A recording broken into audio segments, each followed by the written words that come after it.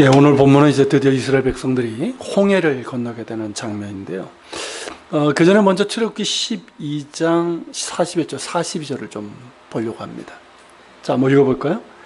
430년이 끝나는 그날에 여호와의 군대가 다 애굽 땅에서 나왔은즉 이 밤은 그들을 애굽 땅에서 인도하여 내심으로 말미암아 여호와 앞에 지킬 것이니 이는 여호와의 밤이라. 이스라엘 자손이 다 되도록 지킬 것이니라. 자, 이 말씀은 언제 주어진 말씀이죠? 하나님께서 애굽에 내리신 10번째 재앙이 있던 그날 밤이죠. 그러니까 첫 번째 6월절 밤에 대한 겁니다. 자, 그날 밤을 뭐라고 부르고 있습니까? 그날 밤을 여호와의 밤이라고 얘기하고 있어요. 자, 이는 여호와의 밤이라. 이걸 히브리 성경 원문으로 보면요, 어떤 뜻이냐면 할라일라 하제 라도나인데요. 어떤 뜻이냐면 이 밤은 야훼께 여호와를 위한 것이라, 혹은 이 밤은 여호와께 속한 것이라, 이런 뜻이에요. 원뜻이. 자, 그만큼 그날 밤은 특별했다는 것이죠. 그날 밤은 다른 날과 달리 생명과 죽음이 확연하게 구분된 밤이었어요. 끝까지 하나님의 명령을 거역하고 완악함을 드러낸 이 바로로 말미암아서 애굽 땅에서는 처음 난 것들이 다 죽임을 당하는 그 심판의 재앙이 임했고요. 다른 한편에서는 어린 양의 피를 문설주와 문지방에 바르라는 하나님의 명령에 순종하는 가운데 그 재앙이 넘어가는 일이 있었습니다. 그날은 그렇게 거역하고 완악한 자들에게는 심판의 밤이었고, 두려움으로 순종한 자들에게는 구원이 임한 밤이었어요. 그래서 이스라엘에게는 어떻습니까? 특별한 밤이었어요. 그래서 지금도 유대인들은요, 6월절 식사 때, 제가 지난번에 한번 말씀드렸죠. 이게 6월절 시작되는 첫날 식사를 할 때 6월절 예식을 하는데, 그때 읽는 책이 이 6월절 하가다라는 책이에요. 그 하가다를 읽을 때 어린아이, 거기 참석한 사람 중에 가장 나이 어린 아이가 일어나가지고 사회자에게 이렇게 묻습니다. 이 밤이 다른 모든 밤들과 뭐 얼마나 다르지요? 이렇게 물어요. 그거는 가장 어린애가 묻게 되어 있습니다. 그렇게 딱 물어요. 그러면 이제 사회자가 이제 그에 대한 설명을 하는 거예요. 자, 그 밤은 어떻습니까? 거역하는 자에게는 심판의 밤이었지만, 순종하고 택함 받은 자에게는 구원의 밤이고, 은혜의 밤이고, 감사의 밤이고, 새 출발의 밤이고, 자유의 밤이었습니다. 그리고 여기에서 보면 여호와의 군대라는 말이 나와요. 그렇죠?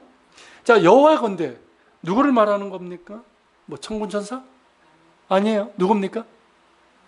네, 이스라엘 자손을 가리켜서 지금 여호와의 군대라고 하고 있어요. 좀 이상하지 않습니까? 자, 이스라엘 백성을 지금 여호와의 군대라고 지칭하고 있어요. 어울립니까, 이게? 전혀 어울리지 않죠. 그렇죠? 왜냐하면 그들은 애굽의 노예입니다.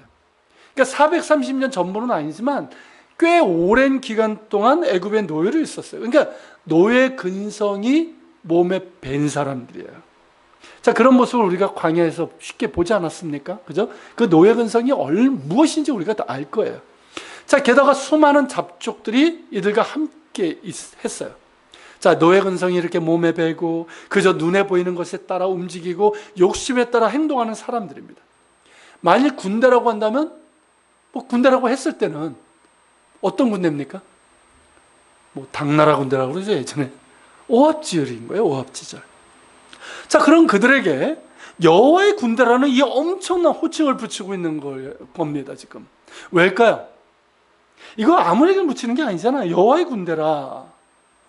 자, 왜일까요? 왜 이런 엄청난 호칭을 그들에게 붙이고 있는 걸까요? 자, 여호와의 군대라는 말을 원문으로 보면요, ጼ바옷 아도나이. 이 ጼ바옷이 군대라는 뜻이고요, 아도나이는 여호와라는 하나님의 이름을 그렇게 이제 표현하죠. 근데 여러분, 성경에 보면요, 만군의 여호와라는 말이 또 나오죠. 만군의 여호와. 자, 이게 이제 히브리어로 뭐냐면 아도나이 ጼ바옷이에요. 잘 들어보세요. 만군의 여호와 아도나이 ጼ바옷. 여호와의 군대 ጼ바옷 아도나이. 차이가 뭡니까? 똑같은 단어예요. 똑같은 단어가 순서가 바뀐 것뿐이에요. 자, 이것이 뜻하는 바가 뭘까요? 자, 아도나이 ጼ바옷, 만군의 여호와께서 함께 하실 때 그들은 ጼ바옷 아도나이, 하나님의 군대가 되어서 그 어떤 장애물도 물리치고 능히 승리할 수 있다라는 것을 의미하는 겁니다. 만군의 여호와께서 함께 하심으로 그들은 여호와의 밤이라고 일컫는 그 두려운 심판의 밤에 살아남았고, 만군의 여호와께서 함께 하심으로 그들은 바로와 애굽 사람들이 두려워하는 가운데 당당하게 애굽에서 나올 수 있게 된 것입니다. 즉 도망쳐 나온 노예들이 아니라는 거예요. 그렇죠? 우리가 생각할 때는 그 상황이 되면 어떻습니까? 노예들이면은 와 빨리 도망가지 이러고 나오는 그런 상황이 있게 뻔한 건데, 그게 아니라, 그렇게 도망쳐 나오는 노예가 아니라 만군의 여호와께서 친히 대장돼 있어서 승리하고 나가는 보부당당한 여호와의 군대, 마치 개선군처럼 그렇게 나아가고 있는 모습이라는 거예요. 할렐루야. 그런데 여러분, 이제 여호와의 군대 이스라엘에게 남아있는 마지막 관문이 하나 있어요. 그게 뭘까요? 그게 홍해예요. 이 홍해라는 말이 참 그 의미를 갖고 있어요. 이 홍해를 히브리어로 이제 얌숲이라고 합니다. 얌숲. 먹는 숲이 아니고요. 얌숲이라고 그래요. 히브리어인데요. 이게 뭐냐면, 얌은 바다고 숲이 이제 갈대바다를 뜻해요. 이 갈대바다가 뭔가, 이 갈대가 있는 바다라는 뜻이잖아요. 이 갈대가 뭔가 하면, 이 호프만이라는 학자가 있는데, 그분이 이제 그 연구에 의하면, 이 갈대가 식물이 있어요. 할로파이트라고 하는 갈대와 식물이 있는데, 이 식물이 약간 붉은색도 띠거니와 염분이 있는 물에서도 잘 자란답니다. 문제인지 이해가 되시죠? 그래서 이게 이제 이스라엘 백성들이 건넌 곳으로 추정되는 홍해 추정지가 두세 군데 있어요. 그 중에 유력한 데가 어디냐면 이 비터 호수라는 곳이에요. 홍해 수에즈만, 이 지도 보시는 분들은 알 거예요. 그 위에 있는 아주 큰 늪지대가 있습니다. 거기를 얘기를 해요. 혹은 이 홍해 수에즈만 아시죠? 거기 이제 윗부분을 얘기하는 경우도 있어요. 근데 이분 연구에 의하면 과거에는, 그러니까 이스라엘 백성들이 홍해를 건널 그때는 비터 호수하고 수에즈만 홍해가 연결됐을 가능성이 굉장히 높다는 거예요. 왜냐하면 같은 곳에 그것이 자라기 때문에 그렇다는 거죠. 그래서 어쨌든 이제 그 갈대 바다뿐만, 그 얌수뿐만 아니라 밑에 있는 홍해도 똑같은 이름으로 부르고 있다는 거죠. 그런데 이제 제가 이 얌숲을 이렇게 보면서 이런 의미가 있다는 것이 알게 됐는데요. 그게 뭐냐면, 자, 얌숲, 숲, 이게 갈대라는 뜻이지만 이게 히브리어 다른 단어가 또 하나 있어요. 그 뜻이 뭐냐면 마지막이라는 뜻이에요. 끝. 자, 그렇다면 얌숲은 뭐가 됩니까? 마지막이라는 뜻이 있단 말이에요. 그 단어에. 그럼 무슨 뜻이 돼요? 마지막 바다. 어떤 느낌이 드세요? 자, 분명히 얌숲, 홍해는 갈대바다예요. 그렇지만 동시에 뭡니까? 마지막 바다예요. 누구에게? 이스라엘에게. 자, 지금 출애굽의 과정이잖아요. 아직 출애굽한 겁니까? 아니에요. 떠났을 뿐이에요. 정말 출애굽이 완성되려면 출애굽의 마지막 관문을 넘어야 돼요. 그 마지막 관문이 뭐예요? 그게 홍해예요. 그러니까 여호와의 군대라고 하는 그들이 당당하게 그렇게 나오고 있지만 그들에겐 마지막 관문으로서 뭐가 기다리고 있다? 바다, 홍해가 기다리고 있다는 거예요. 그 마지막 관문으로서의 그 홍해를 건너야지만 출애굽은 완성되는 거예요. 완성되는 것이고, 그들은 진정한 자유인이 되고, 그리고 그들에겐 새로운 출발이 되고 승리가 되는 거예요. 자, 이 홍해인데요. 근데 이 홍해는 어떻습니까? 이 마지막 관문은 그들의 힘으로 건널 수 있습니까? 건널 수가 없어요. 그들의 힘으로는 도저히 어쩔 수 없는 그런 관문이란 말이죠. 게다가 뒤에는 누가 쫓아옵니까?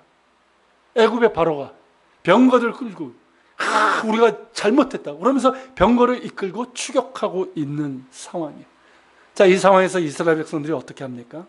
자, 10절 12절이잖아요. 우리가 아까 봤지만.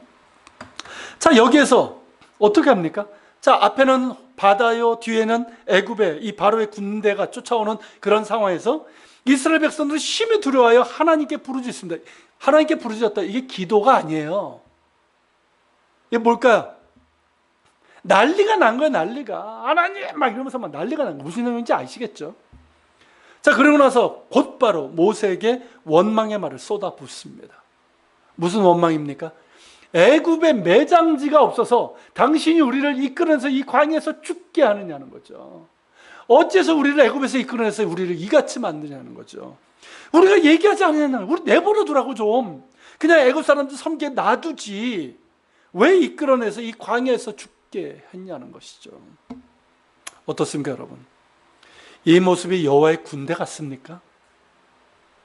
예? 여호와의 군대라고 그랬잖아요. 여호와의 군대 같습니까? 전혀 아니죠. 아닐 뿐더러 이것이 그들의 본래 모습이에요. 그렇죠? 본래 모습이에요. 그럼에도 불구하고 이들을 여호와의 군대라고 하는 이유는 뭘까요?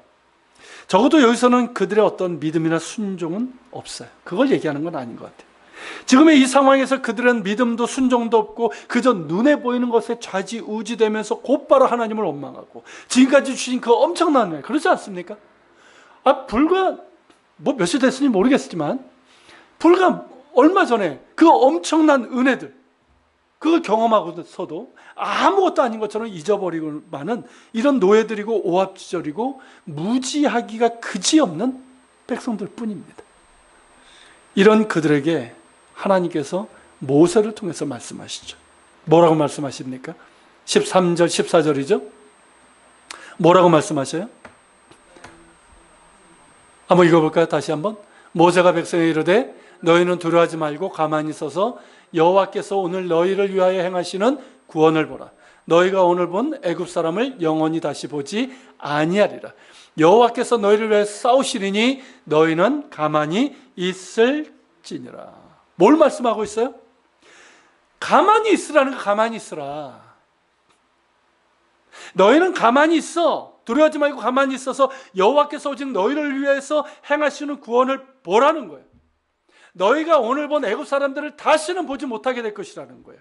만군의 여호와께서 너희를 위해서 싸우실 것이다. 이 말씀이에요. 그러므로 너희는 가만히 있으라는 거예요. 가만히 있으라. 무슨 뜻입니까? 아무것도 하지 말라? 그런 것이 아니에요. 두려워하지 말라는 거예요. 두려워하지 말라. 안절부절 못하고, 지금 그 상황이 그렇지 않습니까? 안절부절 못하고 하나님을 원망하고 모세를 원망하는 그런 믿음 없는 모습, 그렇게 두려워하면서 안달부리지 말고 가만히 있으라는 거예요. 그리고 여러분, 가만히 있으라는 것은 기억을 요구합니다. 아십니까? 사람이 두려움에 빠지게 되면 어떻죠? 머리가 하얘진다고 그러죠? 아무 생각이 안 들죠? 죽을 것 같죠? 그래서 우리도 뭐라고 합니까? 가만히 있어, 가만히 있어. 이게 뭐라는 게? 생각 좀 하라는 거예요. 하나님도 똑같은 말씀하시는 거예요. 그러지 말고 가만히 있으라. 가만히 있으면서 기억하라는 거예요. 뭘 기억하라는 걸까요? 뭘? 누구를? 하나님을 기억하라는 거예요. 하나님을. 보이지 않지만 살아계신 하나님. 지금까지 너희와 함께 하셨던 그 하나님. 곧 만군의 여호와께서 어떤 분이신지를 기억하라는 거예요. 그리고 만군의 여호와께서 지금까지 너희 가운데 행하신 일들을 기억하라는 거예요. 그러면서 지금 이 상황에서 하나님을 바라보라는 거예요. 그것이 바로 너희는 가만히 있어서 하나님께서 행하시는 구원을 보라, 이 뜻인 거예요. 지금 이스라엘 백성들이 해야 될 건 뭡니까? 바로 이거예요. 어차피 할 게 없어. 할 수 있는 게 없어요.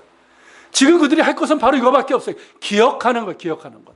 하나님을 기억하는 거예요. 하나님을 생각하는 거예요. 하나님이 어떤 분이시고 하나님께서 행하신 일들이 무엇인지를 기억해야 하는 거예요. 그러면서 이 상황에서 하나님께서 무엇을 행하실까? 모르죠. 하지만 하나님께서 무엇을 행하실 것인데 무엇을 행하실까? 그 믿음을 가지고 소망을 가지라는 거예요. 여러분, 하나님을 기억하고 하나님께서 행하실 일들을 소망하며 믿음을 갖는 자는 잠잠할 수 있습니다. 그죠? 잠잠할 수 있어요. 두려워하며 안절부절 못하고 원망과 염려가 아니라 가만히 서서 하나님께서 행하신 일을 바라볼 수 있는 거예요. 우리 아까 찬양한 것처럼 다윗도 그러지 않았습니까? 하나님을 바라보니까 어때요? 하나님을 찬양하고 내가 새벽을 깨우리로다. 이 찬양이 나올 수 있는 거예요. 자, 너희는 가만히 서서 하나님의 구원을 보라. 이 말씀은 시편에도 나옵니다. 시편 46편이에요. 먼저 1절서부터 3절을 볼게요. 같이 읽겠습니다. 하나님은 우리의 피난처시요 힘이시니 환난 중에 만날 큰 도움이시라. 그러므로 땅이 변하든지 바닷물이 솟아나고 뛰놀든지 그것이 넘침으로 산이 흔들릴지라도 우리는 두려워하지 아니하리로다. 자, 이 시가 언제를 배경으로 하고 있는지 아십니까? 히스기야 왕 때, 남유다의 왕 히스기야 때를 배경으로 하고 있어요. 자, 아수르 아시죠? 아수르의 사나립이 이미 북왕국은 멸망시켜버렸고요. 자, 이 군대 장관 랍사게를 통해 가지고 예루살렘을 포위한 상태예요. 이미 예루살렘 주변에 주요한 요새들 있죠. 라기스 같은 그런 요새들이 이미 함락되고 이 예루살렘만 남았어요. 자, 대군을 이끌고 성을 포위를 했습니다. 자, 그러면서 뭐라고 얘기합니까? 너희가 항복하지 않으면 곧 너희 오줌을 마시고 너희 똥을 먹게 될 것이다. 그렇게 조롱을 하고 하나님을 모욕을 했어요. 지금 이 상황은 어떻습니까? 이 시에서 노래하는 것처럼 땅이 변하고 산이 흔들려가지고 바다 가운데 빠지는 상황이에요. 그렇지 않습니까? 바닷물이 솟아나 뛰놀고 넘침으로 걷잡을 수 없는 그런 상황이란 말이죠. 자, 그런 상황에서 시편 기자가 뭐라고 말합니까? 그럴지라도 우리는 두려워하지 아니하리로다. 이 말을 하고 있는 거예요. 놀랍지 않습니까? 그러면서 뭐라고 얘기합니까? 자, 왜 그런 거예요?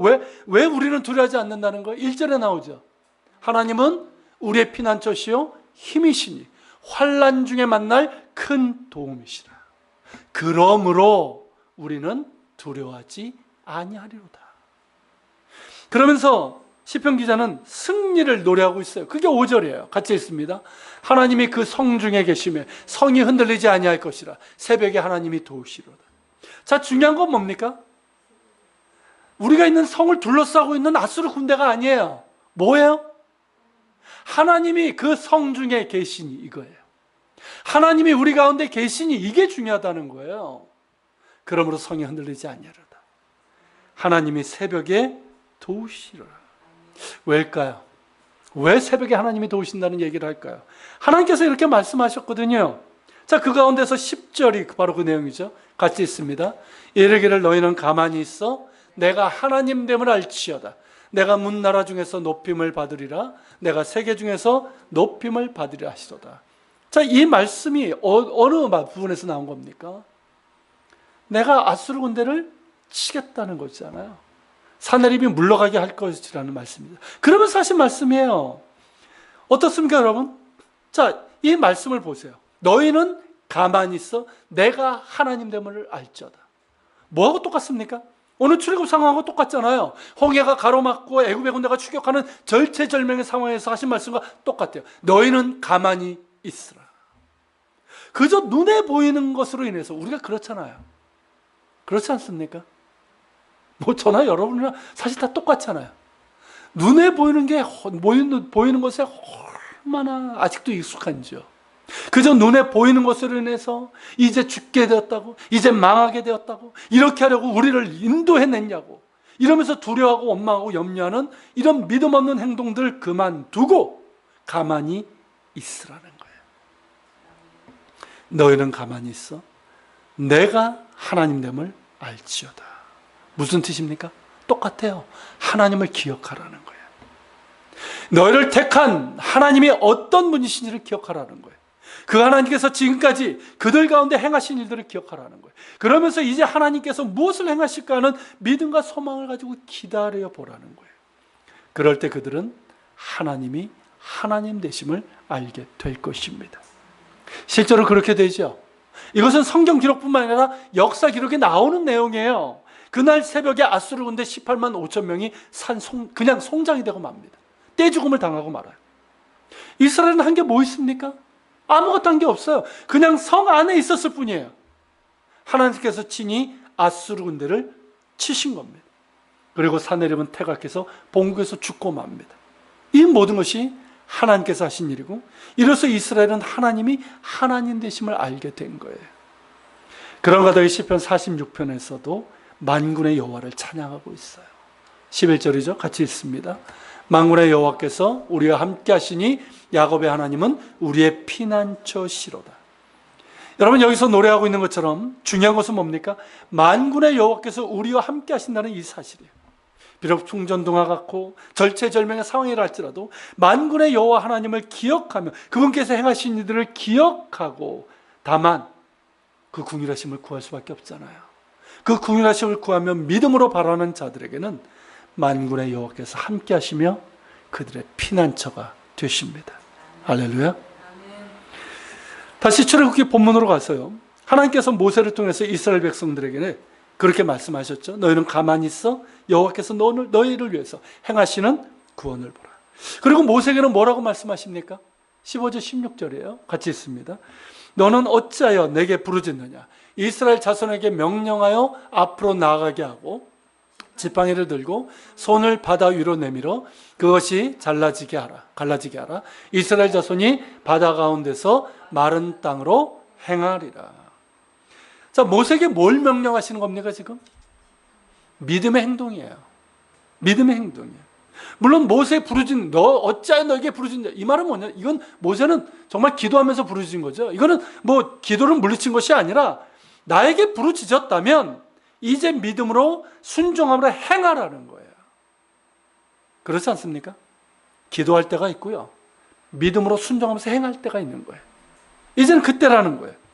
이스라엘 자손에게 명령해서 앞으로 나가게 하는, 앞에 뭐가 있습니까? 바다예요. 쉽게 말하면 절벽이에요. 그렇죠? 바다예요. 그들의 마지막 관문인 바다 앞에 서게 하라는 거예요. 피하지 않게. 그리고 지팡이를 들어 손을 바다 위로 내밀어서 그것이 갈라지게 하라는 거예요. 역시 믿음의 행위이고 믿음 없이는 결코 할 수 없는 행동을 명령하고 계신 거예요. 여러분, 하나님께서 모세에게 명령하신 것은 뭡니까? 피하지 말고 정면으로 대응하라는 거예요. 이것은 우리에게도 요구하시는 것이라고 믿습니다. 그렇지 않나요? 피하지 말라는 거예요. 자, 기도했다면 피하지 말고 앞으로 나아가라는 것이죠. 나에게 해결 능력이 있어서 앞으로 나아가는 것이 아니잖아요. 그죠? 나에겐 여전히 해결 능력이 없어요. 그것이 어떤 경제적인 문제든 질병의 문제든 상황의 문제든 어떤 인간관계의 문제든 그렇지 않습니까? 우리가 그런 걸 겪잖아요. 우리가 기도하면 어떻습니까? 기도한다고 해서 나에게 능력이 생기는 건 아니에요. 나에게는 여전히 능력이 없어요. 해결 능력이 없어요. 그렇지만 하나님께서 해결해 줄 줄 믿고 앞으로 나아가는 것입니다. 피한다고 되는 것이 아니거든요. 경험적으로 아시겠지만 오히려 더 어려워집니다. 이스라엘에 있을 때 저희 집 큰아이, 우리 하림이, 얘가 학교를 가야 되는데 가기 싫어하는 거예요. 좀 이상하다 싶어가지고 제가 이제 보내놓고 슬쩍 이제 창문으로 이렇게 봤어요. 저희 이제 살던 데가 이제 아파트였는데 2층이었고 바로 앞에 이제 화단이 있어요. 근데 화단 거기에 숨어 있는 거예요, 얘가. 뭘 하나 했더니 이렇게 주저앉아가지고 이러고 있어요. 그래가지고 이제 제가 이제 불렀어요. 불러가지고 너 왜 학교 안 가고 왜 거기 숨어 있냐, 화단에 숨어 있냐고 물었더니 1교시 수업이 시작될 때까지 기다린다는 거예요. 왜 그런가 했더니 유대인 아이들 중에, 유대인 학교를 다녔잖아요. 그러니까 고학년 아이들, 얘네들이 동양애잖아요. 그러니까 외국인이니까 놀리고 놀이하는데도 따돌린다는 거예요. 자, 가뜩이나 외국인이죠. 히브리어도 그때는 아직 서툴 때였어요. 그런 따돌림을 당하니까 어떻습니까? 이 친구가 의외로 좀 예민한 데가 있어요. 아닌 것 같은데. 그러니까 1교시 수업이 시작될 때까지 숨어 있다가 땡 치면 들어가려고 한 거예요. 그 말을 듣는데 참 마음이 짠하고 속상하고 무엇보다 미안하더라고요. 아빠 때문에 그 고생을 하는 거잖아요. 사실은 저 때문에. 그러니까 미안한 마음이 들었어요. 그러면서 제가 이런 말을 했어요. 야, 너 정면 돌파라는 말이 무엇인지 알지? 제가 그 말을 한 이유가 뭐냐면 그때 이제 마법 천자문이라는 한자 배우는 만화책이 있어요. 그걸 이제 즐겨봤기 때문에 제가 한자로 설명을 했어요. 무슨 뜻인지 알더라고요. 그러니까 힘들지만 피하지 말고 정면으로 돌파하라는 거예요. 피하면 애들이 더 너 놀리고 더 따돌림 할 거예요. 항상 그렇지 않습니까? 근데 오히려 네가 당당하게 피하지 말고 당당하게 행동하고 친구들하고도 더 적극적으로 다가서면 문제가 해결될 거야. 그렇게 함부로 하지 못할 거야, 애들이. 고맙게도 하림이가 잘 그 말을 따라 했고요. 점차 유대인 친구들이 생기면서 학교 생활도 점차 적응이 됐어요. 물론 나중에 귀국하고 나서 들어보니까 이스라엘에서 학교 다니면서 참 힘들었더라고요. 그래서 이스라엘에서 살아남기를 얘가 한 거야. 그러기 위해서 막 축구도 막 열심히 하고, 그래서 축구 지금 되게 잘하잖아. 그러고 막 그러면서 이제 유대인 친구들이 이제 생기고 그렇게 됐던 거예요. 참 많은 노력을 했더라고요. 피하지 않고. 여러분, 정면 돌파. 이 말이 맞는 것 같아요. 그렇지 않습니까? 제가 우리 애 얘기를 했지만 여러분 자신도 그렇지 않아요? 저도 그래요. 피한다고 해결되는 게 아니더라고요. 피하면 오히려 상황이 어려워져요. 꼬여요. 정면 돌파해야 돼요. 힘들다고 피하기보다 힘들어도 정면으로 대면하고 뚫고 나아가는 것이 옳습니다. 어떤 문제든 대인관계든 똑같아요.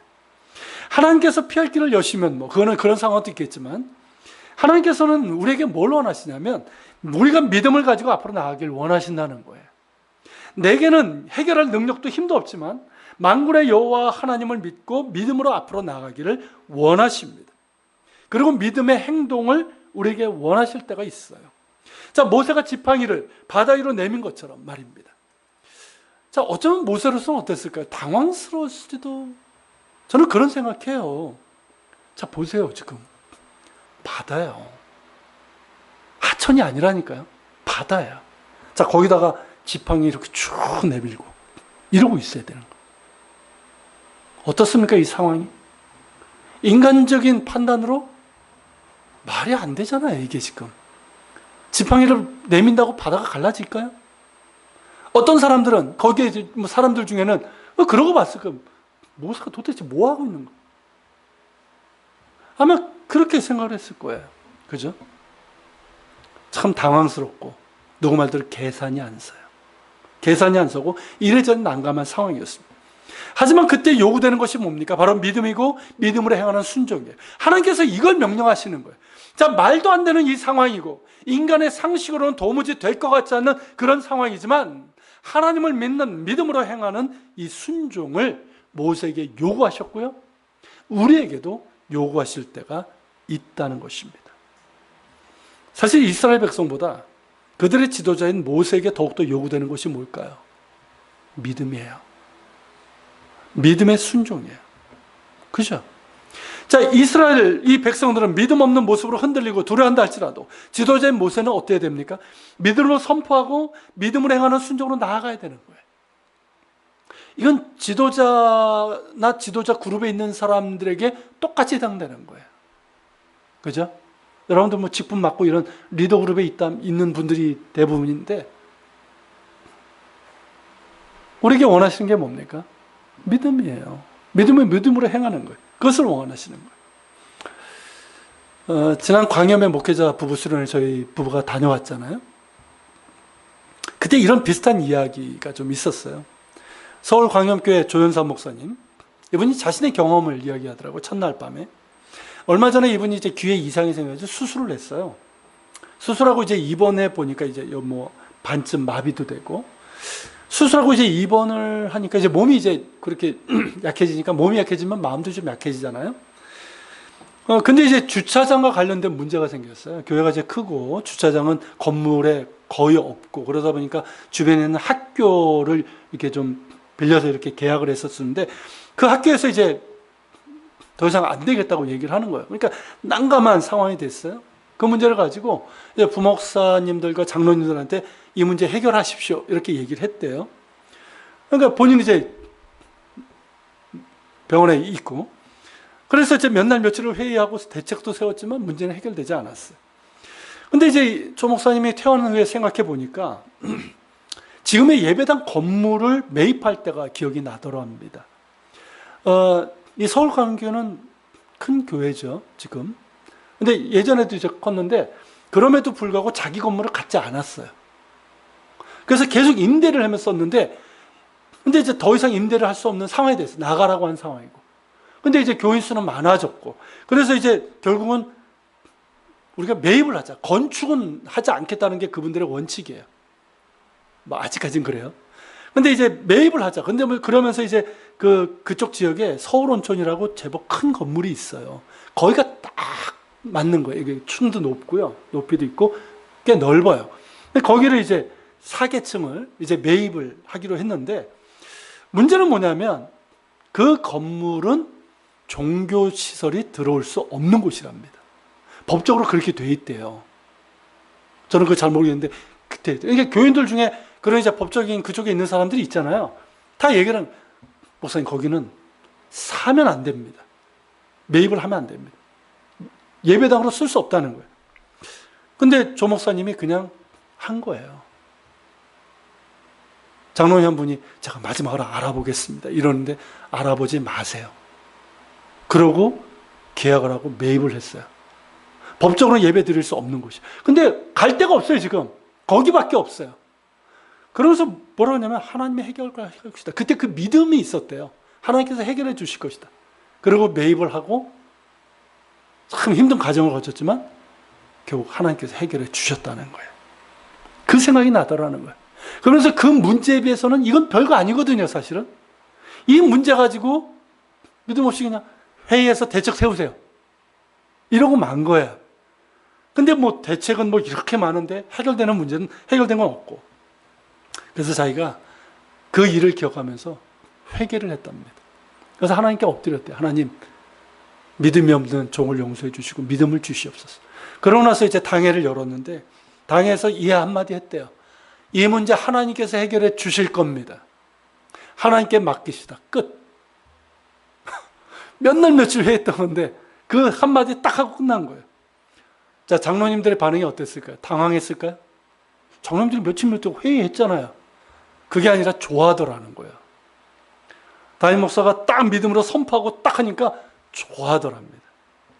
그 경험담을 이렇게 나누면서 담임 목사가 믿음으로 바라보고 믿음으로 선포하고 믿음으로 행하는 것이 얼마나 중요한지를 이렇게 나누는 그런 귀한 시간이었어요. 그 이야기를 이렇게 듣는데 당연히 저 자신을 이제 돌아보게 되죠. 제가 이제 주의종으로 부르심을 받고 신학을 하고 교육자로 사역을 한 거는 20년이 이미 지났고요. 담임 목사로서 이스라엘에서 목회까지 이렇게 다 포함하면 제가 8년 반이 됐더라고요.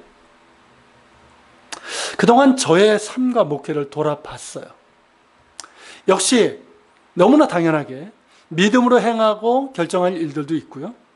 믿음 없이 흔들리고 머뭇거렸던 그런 때도 있었어요.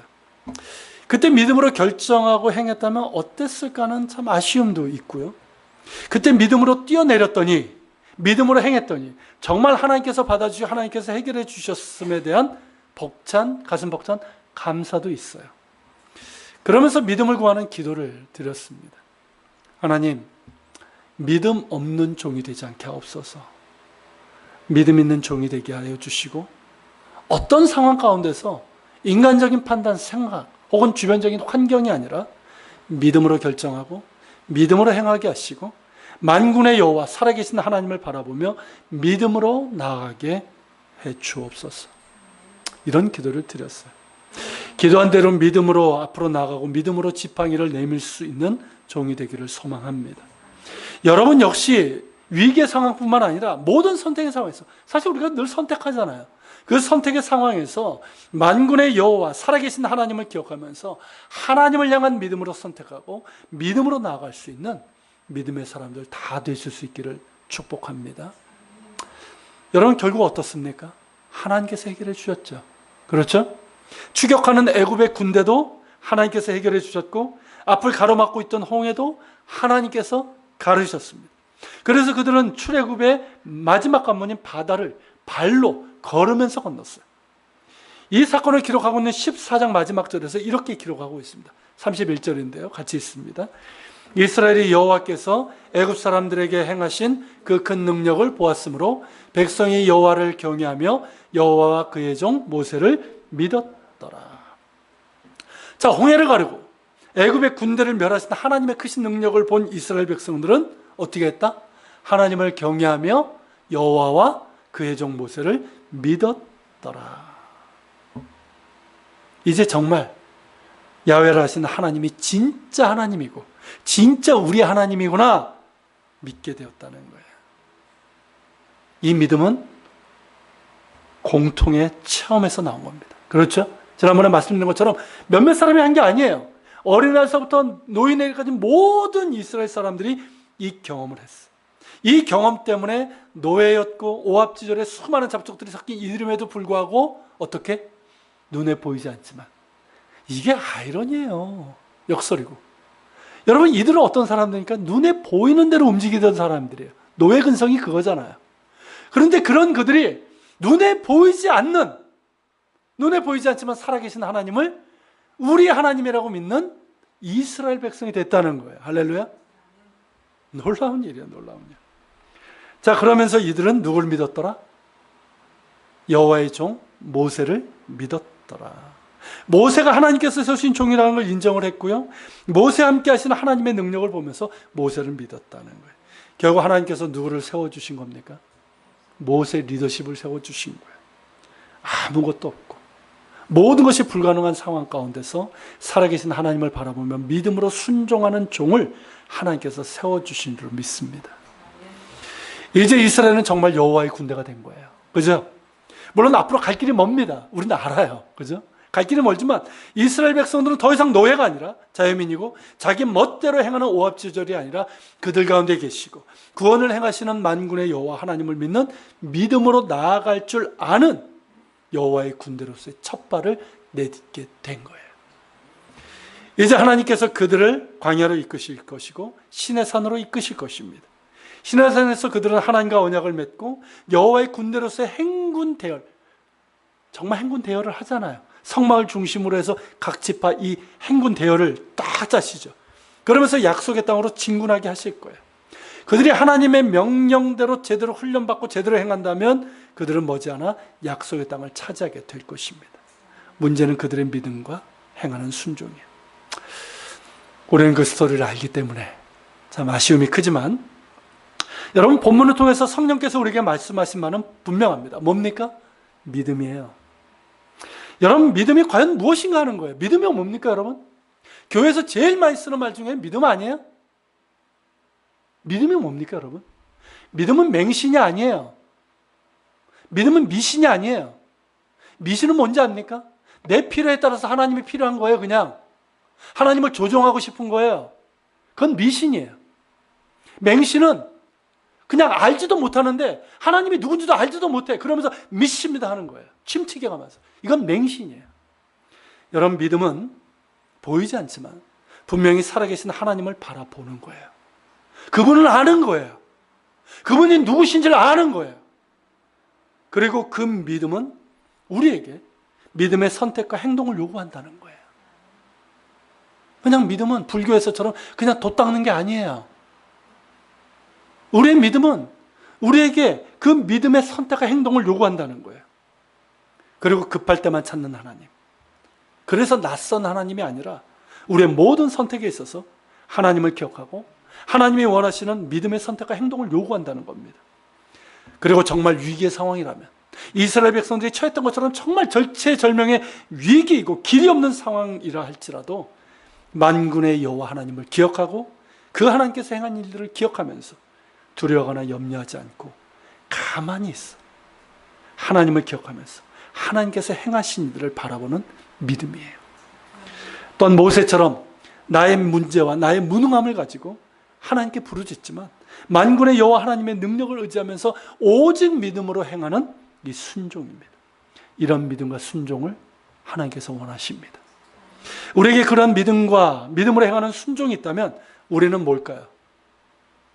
여호와의 군대라 하는 명예로운 이름을 얻게 될 것입니다. 여러분, 우리 하나님은 만군의 여호와 하나님이십니다. 할렐루야. 그분의 백성답게 믿음과 믿음에 합당한 순종을 통해서 여호와의 군대라 칭함을 받을 수 있는 우리 모두가 될 수 있고 또 우리 예안교회가 될 수 있기를 소망합니다. 예, 오늘 말씀을 기억하면서 같이 기도합시다. 오늘 하나님께서 우리에게 믿음을 원하시고 그 믿음은 그 위기의 상황, 어떤 상황이든 간에 하나님을 기억하는 거예요. 상황을 보면서 한절부절하는 그런 것이 아니라 하나님을 기억하고 생각하는 것이고 또 믿음으로 하나님을 바라보고 기다릴 줄 아는, 그러면서 믿음으로 아무것도 없는 상황이라 할지라도 믿음으로 행할 줄 아는 순종을 원하십니다. 그런 믿음과 순종이 있는 자가 여호와의 군대인 줄로 믿습니다. 하나님, 제가 그런 여호와의 군대가 되기를 원합니다. 여호와의 군대. 나에게 능력도 없고 해결 방법도 없지만 만군의 여호와께서 함께 계심으로 그 믿음과 순종으로 행하는 그런 여호와의 군대가 되게 하여 주시고, 또 우리 예한교회도 아직도 작지고 연약하지만 이 믿음과 순종으로 여호와의 군대가 되는 그런 교회가 되게 하여 주옵소서. 우리 같이 기도하고 여러분 자신 기도 제목을 가지고 같이 기도하시면 같이 기도하겠습니다.